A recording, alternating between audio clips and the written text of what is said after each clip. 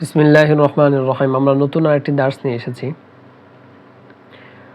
আল কিতাবু বইটি, হাযাল কিতাবু এই বইটি, হাযাল কিতাবু জামিলুন এই বইটি সুন্দর। এখানে যে তিনটি শব্দ দেওয়া আছে, এই তিনটি শব্দের অর্থগুলো আমরা ভালো করে বোঝার চেষ্টা করি। তাহলে প্রথমে দেওয়া আছে আল কিতাবু বইটি। আমরা জানি যে যখন কোনো শব্দের শুরুতে আল যুক্ত হয়, অর্থাৎ আলিফ লাম যুক্ত হয়, তখন তার অর্থ হয় টি। তাহলে আমরা ইতিপূর্বে পড়েছিলাম কিতাবুন মানে একটি বই, আর এখানে পড়ছি আল কিতাবু অর্থ বইটি। এখন আসুন, আমরা আগে পড়েছিলাম হাযা কিতাবুন, এটি একটি বই, কিন্তু যখন আল কিতাবু শব্দের শুরুতে হাযা আসবে তখন এর অর্থ হবে হাযাল কিতাবু এই বইটি। তাহলে হাযাল কিতাবু এই বইটি জামিলুন সুন্দর। এখন আসুন, আদিব হুজুর তিনি আমাদেরকে সহজে বোঝার জন্য একটি নকশা এঁকে দিয়েছেন। ডান পাশে দেখতে পাচ্ছি, এই জায়গায় দেখতে পাচ্ছি হাযা দেওয়া আছে, আর এখান থেকে কোনাকুনি করে দুই দিকে দুটি শব্দ দেওয়া আছে। তাহলে কোণের মধ্যে উপরে যে শব্দটি দেওয়া আছে, এখানে লক্ষ্য করুন এই শব্দের মধ্যে আলিফ লাম নেই, আর নিচের শব্দের মধ্যে কি রয়েছে?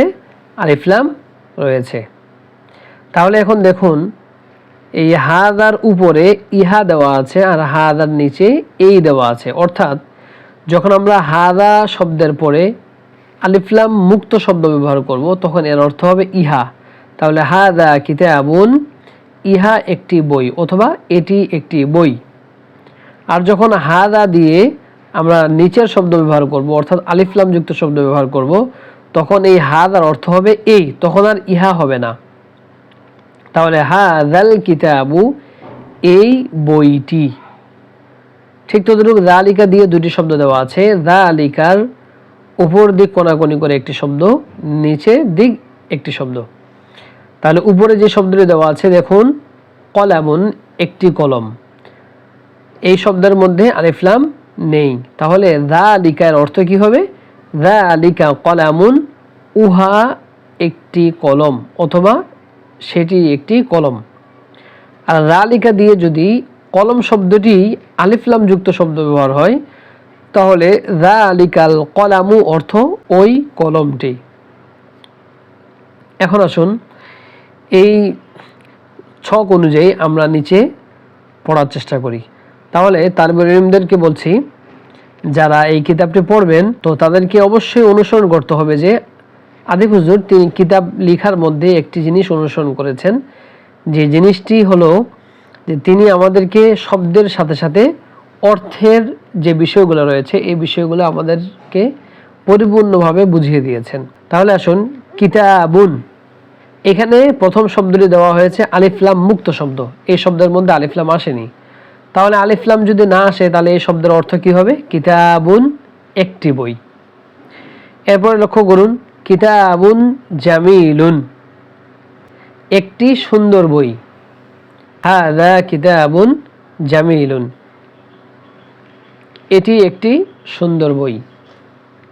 তাহলে প্রথম তিনটি উদাহরণের মধ্যে কিতাবুন শব্দগুলো আলিফ লাম মুক্ত। এরপরে লক্ষ্য করুন আল কিতাবু, তাহলে আমরা জানতে পেরেছি আল কিতাবু অর্থ, উপরে জানতে পারলাম আল কিতাবু অর্থ বইটি। তাহলে এখন দেখুন আল কিতাবু জামিলুন বইটি সুন্দর। দ্বিতীয় নম্বর উদাহরণে দেখতে পাচ্ছি হাযা শব্দের পরে আলিফ লাম যুক্ত শব্দ ব্যবহার করা হয়েছে। তাহলে আমরা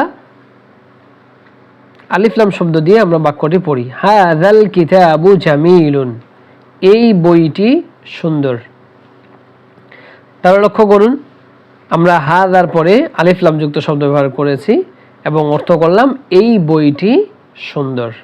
এখন আসুন, সাআতুন শব্দ দিয়ে, সাআতুন একটি ঘড়ি, সাআতুন জাদীদাতুন একটি নতুন ঘড়ি, হাযিহি সাআতুন জাদীদাতুন এটি একটি নতুন ঘড়ি। এখন লক্ষ্য করুন আলিফ লাম দিয়ে ব্যবহার করা হচ্ছে, আস-সাআতু জাদীদাতুন ঘড়িটি নতুন, হাযিহিস সাআতু জাদীদাতুন এই ঘড়িটি নতুন।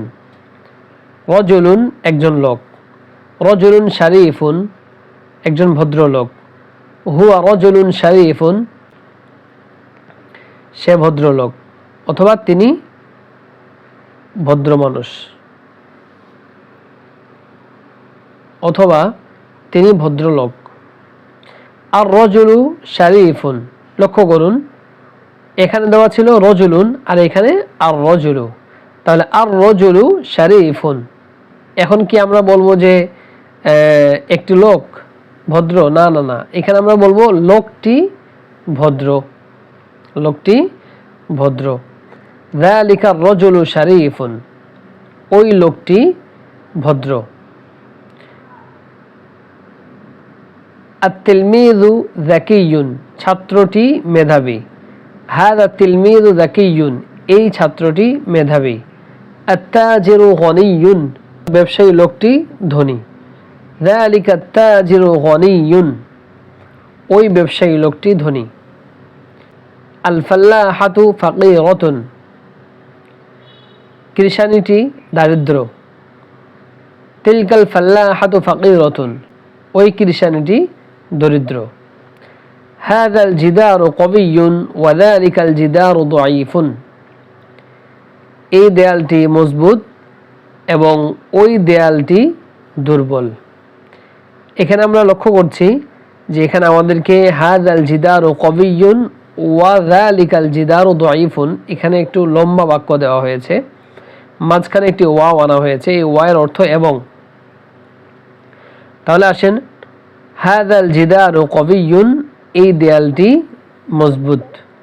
তাহলে আমরা পুরো বাক্যটি একসঙ্গে পড়ব। হাযাল জিদারু কবিয়্যুন ওয়া যালিকাল জিদারু দাঈফুন, এই দেয়ালটি মজবুত এবং ওই দেয়ালটি দুর্বল।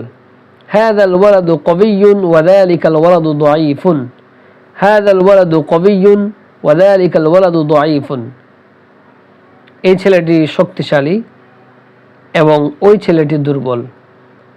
হাযিহি আস-সাআতু জাদীদাতুন ওয়া তিলকা আস-সাআতু কদীমাতুন, এই ঘড়িটি নতুন এবং ওই ঘড়িটি পুরনো। হাযাল মিনদিলু ওয়াসিখুন ওয়া যালিকাল মিনদিলু নাযীফুন, হাযাল মিনদিলু ওয়াসিখুন ওয়া যালিকাল মিনদিলু নাযীফুন, এই রুমালটি ময়লা এবং ওই রুমালটি পরিচ্ছন্ন। ইয়া খালিদু আনা তাজিরুন ওয়া আনতা ফাল্লাহুন, হে খালেদ, আমি ব্যবসায়ী এবং তুমি কৃষক। আনা তাজিরুন গনিয়্যুন ওয়া আনতা ফাল্লাহুন ফাকীরুন, আমি ধনী ব্যবসায়ী। আনা, আমি, তাজিরুন গনিয়্যুন, ধনী ব্যবসায়ী। ওয়া এবং আনতা ফাল্লাহুন ফাকীরুন, আনতা তুমি, ফাল্লাহুন ফাকীরুন দরিদ্র কৃষক। ইয়া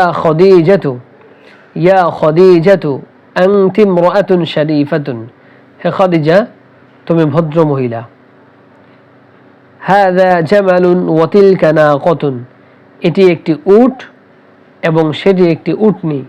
হাযাল জামালু কাবীরুন ওয়া যালিকাল জামালু সগীরুন, এই উটটি বড় এবং ওই উটটি ছোট।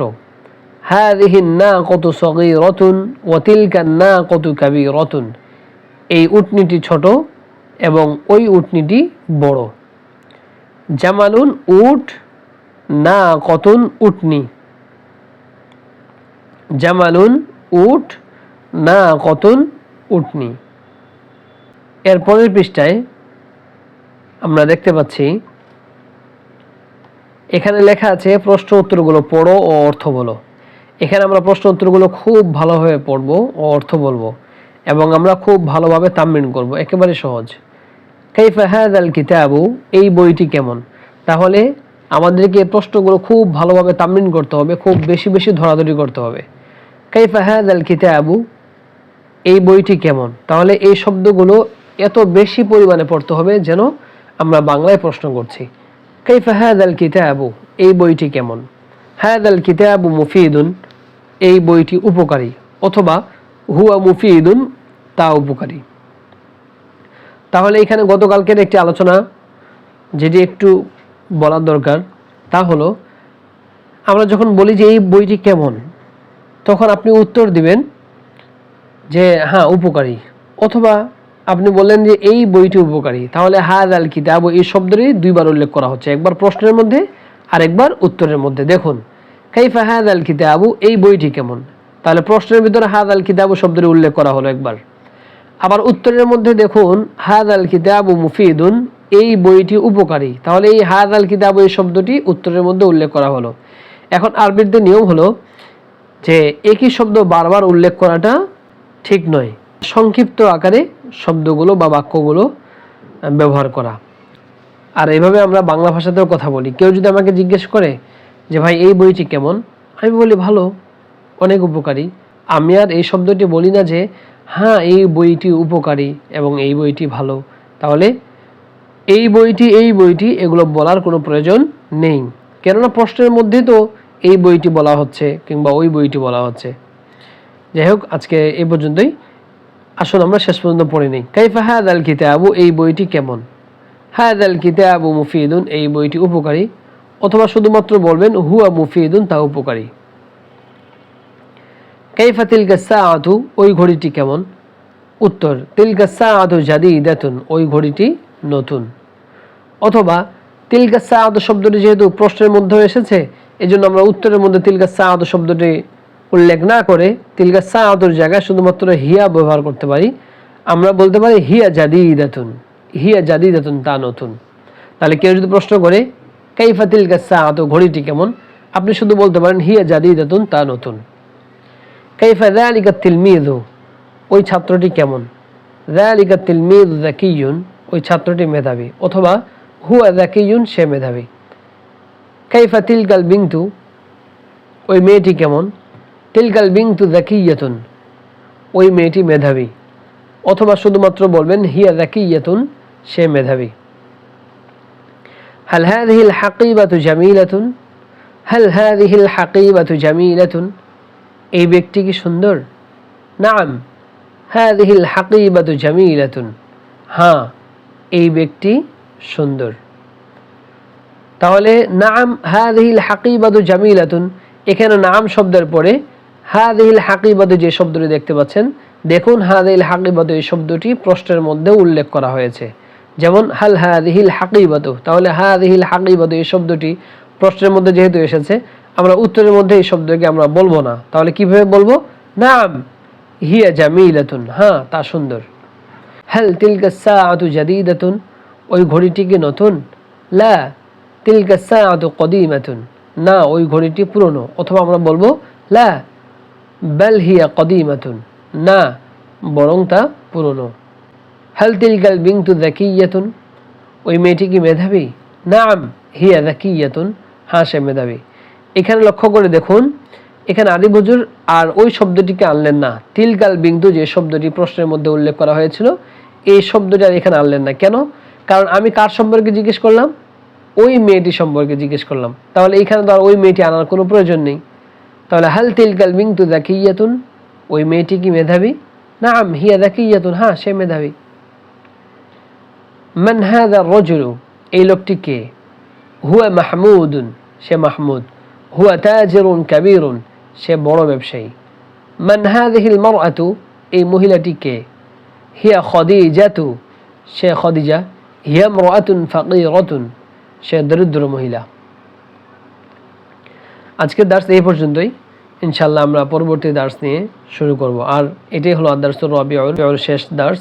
এরপরে আমরা আদ-দারসুল খামিস শুরু করব। আসসালামু আলাইকুম ওয়া রাহমাতুল্লাহি ওয়া বারাকাতুহু।